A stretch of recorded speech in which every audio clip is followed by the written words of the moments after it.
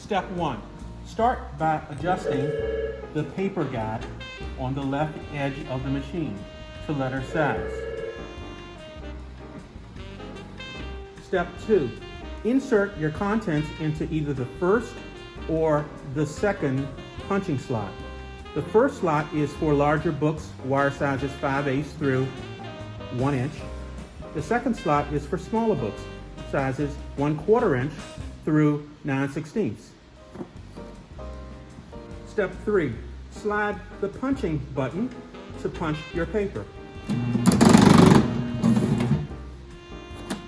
Step 4. Slide your cover and your front cover into the punch and punch your cover, just like you punch your contents. Step 5.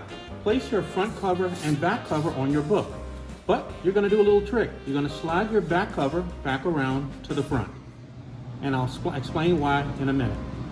Step 6. Drop your wire into the holes. You can drop your wire into the holes in one of two ways: by hanging your book off the edge of the counter, dropping the wire into the first hole, then it falls into the others. Then spin your wire and crimp your book. Next step is to hang my wire in my wire hanger, then roll my contents onto the wire. Then release my wire hanger and crimp my book.